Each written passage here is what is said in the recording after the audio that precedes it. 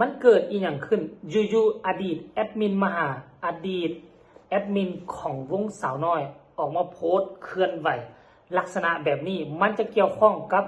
บอสโจกำลังเว้ากำลังเฮ็ดเป็นข่าวดราม่าว่ามีคนในองค์กรอมเงินนั่นหรือบ่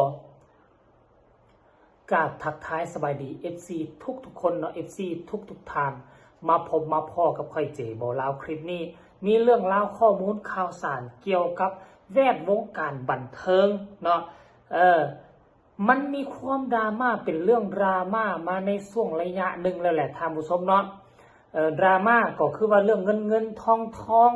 เกี่ยวกับวงสาวน้อย1วงสาวน้อย2ท่านผู้ชมเนาะปัจจุบันนี้บอสโจเปิดเผยออกมาแล้วเป็นวงสาวน้อย2เป็นแท้แน่นอนแล้วส่วนจะเป็นบุคคลใดนั้นพวกเฮายังบ่ทันฮู้เทื่อบ่ทันปักใจเชื่อเทื่อเนาะหลายคนก็ต่างเดากันไปต่างๆนาท่านผู้ชมเอ้ยอากาศมื้อนี้น่ะร้อนแฮง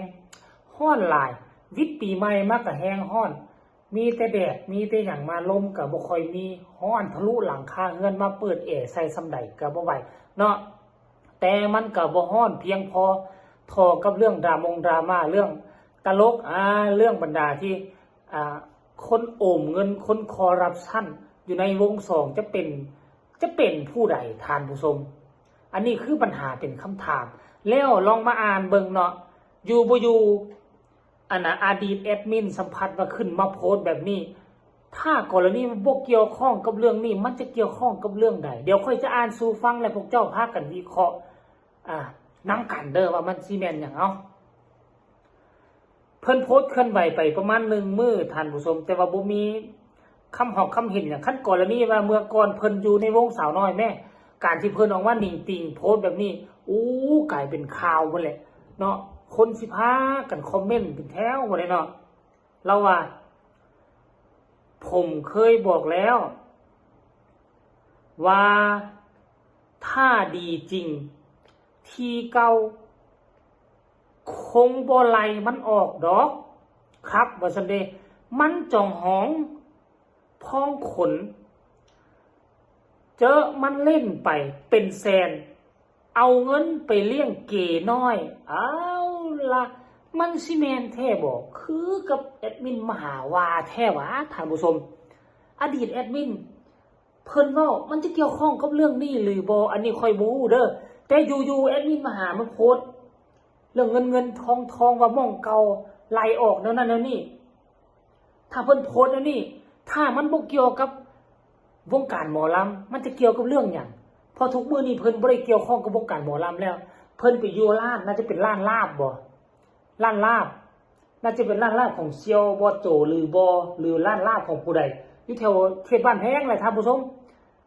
แถวสารคามมาแล้วแต่ถ้ากรณีว่าหรือว่าอาจจะมองเฮ็ดเวียกใหม่ของเพิ่นนั้นอาจจะเกิดปัญหานี่บ่มีการโอนเงินมีการลักเงินหัวหน้าบ่แล้วเพิ่นก็เลยออกมาโพสต์แบบนี้เพื่อสิเตือนหัวหน้าคนใหม่บ่ค่อยว่าแล้วมองเฮ็ดเวียกเก่าเขาไล่ออกเขาจึงซนมาอยู่ห้านเจ้านี่นาเจ้ายังบ่ฟังค่อยเจอมันซัดไปเป็นแสนอาจจะเป็นแบบนี้ก็เป็นได้เด้ท่านผู้ชมเนาะอาจจะเป็นได้แต่สำหรับแนวความคิดของค่อยเด้อคนเฮามัน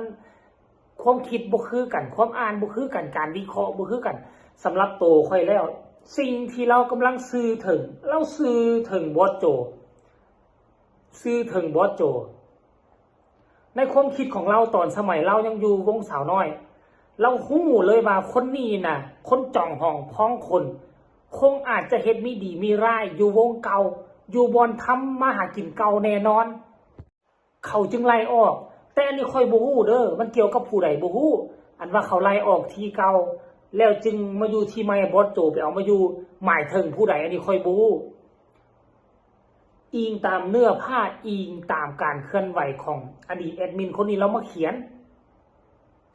คันท่าว่าหมายถึงของวงการหมอลำกำลังดังนี่ได้เราบอกว่านะมันจ่องห้องพ้องคนเอาไปเลี้ยงเก๋น้อยแล้วแม่นผู้ใดอยู่ในวงสาวน้อย2เป็นเก๋แม่นผู้ใดเป็นเก๋เอาไปเลี้ยงเก๋น้อยก็อยู่ในหั่นก็มีเก๋หลายคนอยู่ดิก็มีเก๋หลายคนอยู่แล้วหมายถึงผู้ใดล่ะ ขั้นดีแท้เปิดออกมาโลดเนาะเปิดออกมาโลดอดีตแอดมินเด้อขั้นเจ้าฮู้เจ้าเปิดออกมาโลดมันบ่เป็นหยังดอกเพราะว่าเจ้าหั่นบ่ได้อยู่ในสังกัดแล้วบ่ต้องไว้หน้าผู้ใดบ่ต้องไว้อันนั้นผู้ใดเจ้าบ่ได้อยู่ในสังกัดแล้วมีข้อมูลเปิดออกมาโลดเนาะบางครั้งสิ่งที่เฮาคิดอาจจะบ่แม่นก็เป็นไปได้บางคนนั้นมุ่งหน้าไปใส่ผู้นั้นแหละมุ่งหน้าไปใส่ผู้นี้แหละต่างๆนานาท่านผู้ชมแต่ว่าค่อยเบิ่งไว้ก็มีผู้หนึงอยู่ในใจของค่อยนะทีแรกค่อยมุ่งเป้าไปใส่ผู้หนึงแต่มันคงอาจจะบ่แม่นบางคนก็ว่าน่าจะแม่นผู้นั้นบ่มาอยู่บ่ฮอดปีมีเฮือนมีศาลแล้วทีนะบางคนก็มุ่งเป้าไปใส่ผู้นั้นแต่ค่อยมุ่งเป้าไปใส่อีกผู้หนึงที่เรามีความสำคัญต่อวงหนึ่งหลายแต่ว่ามันจะแม่นหรือบ่แม่นนั่นบ่กล้าฟันธงเด้ออันนี้ค่อยบ่กล้าฟันธงค่อยบ่ได้ชื่อผู้ใด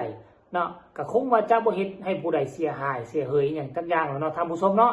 ก็มีแต่ว่าให้เฮารอท่าอีกจักคราวนึงว่าบอสโจเราจะรวบรวมข้อมูลหรือเราจะเอิ้นไปพูดไปคุยมีแต่ว่าเฮาสังเกตเบิ่งจับตาเบิ่งวงสองให้ได้ว่ามีไผหยุดการเคลื่อนไหวไปบ่ว่ามีไผเคลื่อนไหวเป็นแปลกๆบ่เนาะแล้วพวกเจ้าก็น่าจะคู่เองแหละท่านผู้ชมเพราะฉะนั้นแล้ววงยิ่งใหญ่มหาศาลขนาดนี้ตามที่ค่อยสังเกตเบิ่งหนึ่งมาเป็นน้ำบอสโจเราบ่มีเวลาบริหารเต็มที่มีวงหนึ่งมีวงสองมีรถแห่ทั้ง2 คันแล้วซัมบ่นำไปสร้างหนังสร้างภาพยนตร์เอาเวลาไปสุ่มใช้กับหนังสุ่มทบใช้กับภาพยนตร์บ่ได้ไปดูแลอย่างเท่าที่ควรมันก็เลยเฮ็ดให้ลูกน้องมองเห็นช่องว่าง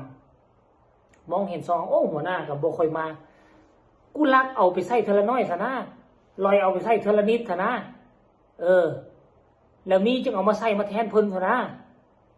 บัดเฮ็ดเทื่อนี้เฮ็ดเทื่อหน้าเฮ็ดเทื่อต่อๆไปหัวหน้าบ่ท่วงบ่ทักหัวหน้าบ่ฮู้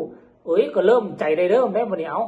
เฮ็ดน้อยไปหาลายขึ้นบาดบ่ฮู้โตสว่ามันหนักเกินไปแล้วบาดนี้อันนั้นแหละเขาเอิ้นว่าจะไว้ใจทางจะวางใจขึ้นใจคนเงินคำบ่เข้าไผบ่ออกไผเด้อบอสโจมันบ่เลือกพี่มันบ่เลือกน้องเห็นเงินหน้าดำเห็นคำหน้าแลคำโบราณลาวเพิ่นว่านั่นแหละเอ้าขอให้เคลียร์กันให้มันแล้วขอให้เขาเอามาส่งซะหรือว่าอยากจกดากเจ้าของให้ลูกน้อง